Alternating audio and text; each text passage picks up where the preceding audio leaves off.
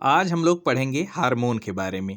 Hormone शरीर में बनने वाले रासायनिक संदेशवाहक यानी कि केमिकल मैसेंजर होते हैं, जो एक अंग से दूसरे अंग तक मैसेज पहुंचाकर शरीर की विभिन्न क्रियाओं को कंट्रोल करते हैं। हार्मोन एंडोक्राइन ग्लैंड द्वारा बनाए जाते हैं और ये सीधे ब्लड में मिल जाते हैं। ये शरीर के विभिन्न क्रियाओं को कंट्रोल और रेगुलेट करते हैं, जैसे कि ग्रोथ हो गया, मेटाबॉलिज्म हो गया, रिप्रोडक्शन हो गया, इमोशन हो गया। तो इन सबको कंट्रोल करने का काम हार्मोन करते हैं। अब जानते हैं हार्मोन के कैरेक्टरिस्टिक्स के बारे में। हार्मोन स्मॉल अमाउंट में सेक्रेट होते हैं और ये विशिष्ट अंग पर ही कार्य करते हैं। इनका जो प्रभाव होता है वो धीमा होता है लेकिन लंबे समय तक रहता है और ये वृद्धि, विकास, भावनाएं इन सब को कंट्रोल करने का काम करते हैं।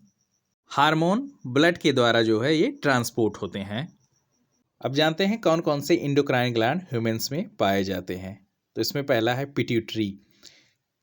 ये मस्तिष्क के निचले भाग में स्थित होता है और इसमें से ग्रोथ हार्मोन निकलता है।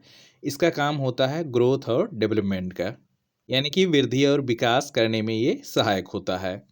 दूसरा इसमें है थायराइड। तो यह गले के पास होता है। इसमें से थायरोक्सिन हार्मोन निकलता है और ये मेटाबॉलिज्म को कंट्रोल करता है। नेक्स्ट एंडोक्राइन ग्लैंड है पैराथायरॉयड। इसका लोकेशन होता है थायराइड के पीछे। पैराथायरॉयड से पैराथ हार्मोन निकलता है और इसका काम होता है कैल्शियम को बैलेंस करने का। पैनक्रियास, तो ये पेट के नीचे पाया जाता है और इसमें से जो हार्मोन निकलते हैं वो हैं इंसुलिन और ग्लूकागन। ये ब्लड शुगर को कंट्रोल करते हैं। एड्रिनल ग्लैंड पाई जाती है किडनी पर और इसमें से एड्रेनालिन हार्मोन निकलता है। ये फाइट और फ्लाइट के लिए रिस्पॉन्सिबल होते हैं। टेस्टिस ग्लैंड जो होती है ये मेल में पाई जाती है और इसमें से टेस्टोस्टेरोन हार्मोन निकलता है। ये मेल कैरेक्टर्स के लिए रिस्पॉन्सिबल होते हैं। ओवरीज फीमेल में पाई जाती हैं। इसमें से इस्ट्रोजन और प्रोजेस्टेरॉन हार्मोन निकलते हैं और ये फीमेल कैरेक्टर के लिए रिस्पॉन्सिबल होते हैं। अब जानते हैं मेजर हार्मोन्स और उनके फंक्शन के बारे में। तो इसमें पहला है ग्रोथ हार्मोन। ग्रोथ हार्मोन का काम होता है हड्डियों और मांसपेशियों के ग्रोथ को कंट्रोल करने का। इसकी कमी से डॉर्फिज्म यानी कि बौनापन होता है और जब ये ज़्यादा हो जाता है तो इससे गिगांटिज्म होता है। थायरोक्सिन हार्मोन थायराइड ग्लैंड से निकलता है और ये हमारे शरीर के मेटाबॉलिज्म को रेगुलेट करता है। इसके सेक्रेशन के लिए आयोडीन की ज़रूरत होती है। इसकी कमी से ग्वाइटर होता है और हाइपोथायरॉयडिज्म होता है। इंसुलिन पैनक्रियास से निकलता है। इसका काम होता है ब्लड ग्लूकोज लेवल को कंट्रोल करने का। ये ग्लूकोज को ग्लाइकोजन में कन्वर्ट कर देता है और इसकी कमी से डायबिटीज़ मेलाइटस होता है। एड्रेनालिन हार्मोन एड्रेनल ग्लैंड से निकलता है और जब इंसान स्ट्रेस में होता है या फिर डरा हुआ होता है या गुस्से में होता है तब ये हार्मोन रिलीज होता है।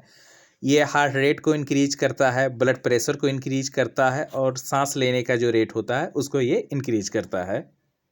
टेस्टोस्टेरोन हार्मोन टेस्टिस से निकलता है। इसका काम होता है मेल सेकेंडरी सेक्सुअल कैरेक्टर को कंट्रोल करने का और ये स्पर्म प्रोडक्शन में सहायक होता है। इस्ट्रोजन हार्मोन ओवरीज से निकलता है और ये फीमेल सेकेंडरी सेक्सुअल कैरेक्टर को कंट्रोल करता है। इस्ट्रोजन हार्मोन मेंस्ट्रुअल साइकिल के लिए रिस्पॉन्सिबल होता है। अब जानते हैं प्रोजेस्टेरॉन हार्मोन के बारे में। तो ये प्रेगनेंसी को मेंटेन करता है। अब जानते हैं फीडबैक मैकेनिज्म के बारे में। तो हार्मोन सेक्रेशन को कंट्रोल करने का काम फीडबैक मैकेनिज्म करता है। फीडबैक मैकेनिज्म वह नियंत्रण प्रणाली होती है जिसके द्वारा शरीर यह तय करता है कि किसी हार्मोन का सेक्रेशन बढ़ाना है या कम करना है ताकि शरीर में संतुलन बना रहे। इसका एग्जाम्पल हम लोग देखते हैं। तो जब थायरोक्सिन लो होगा तो पिट्यूटरी रिलीज करेगा TSH यानी थायराइड स्टिमुलेटिंग हार्मोन, और जब थायरोक्सिन ज़्यादा होगा तो TSH डिक्रीज होगा यानी थायराइड स्टिमुलेटिंग हार्मोन ये कम होंगे। अब जानते हैं प्लांट हार्मोन्स के बारे में। तो ऑक्जिन का काम होता है सेल इलोंगेशन का यानी सेल को बढ़ाने का। गिबरेलिंस का काम होता है स्टेम ग्रोथ का यानी जो तने का विकास होता है ये गिबरेलिन से होता है। साइटोकाइनिन का काम होता है सेल डिवीजन का यानी ये सेल को डिवाइड करने का काम करता है। इथाइलिन का काम होता है ये फलों को पकाने का काम करता है।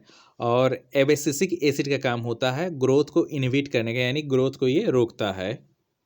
अब जानते हैं नर्वस और हार्मोनल कंट्रोल में अंतर क्या होता है। तो जो नर्वस कंट्रोल होता है वो फास्ट होता है, हार्मोनल कंट्रोल स्लो होता है।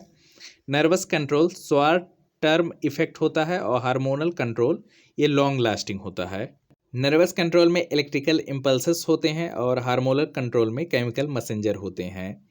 नर्वस कंट्रोल नर्व के माध्यम से काम करता है और हार्मोनल कंट्रोल ब्लड के माध्यम से काम करता है। अब जानते हैं कौन कौन सी बीमारियां हार्मोन की कमी या ज़्यादा होने से होती हैं। तो इंसुलिन की कमी से होता है डायबिटीज़, थायरॉक्सिन की कमी से होता है गोइटर यानी कि घेंघा, ग्रोथ हार्मोन की कमी से होता है डॉर्फिज्म यानी कि बौनापन, और जब ग्रोथ हार्मोन ज़्यादा होगा तो गिगांटिज्म होगा। ये वीडियो आप लोग को अच्छा लगा है तो ज़्यादा से ज़्यादा चैनल को सब्सक्राइब करिए, वीडियो को लाइक करिए। धन्यवाद।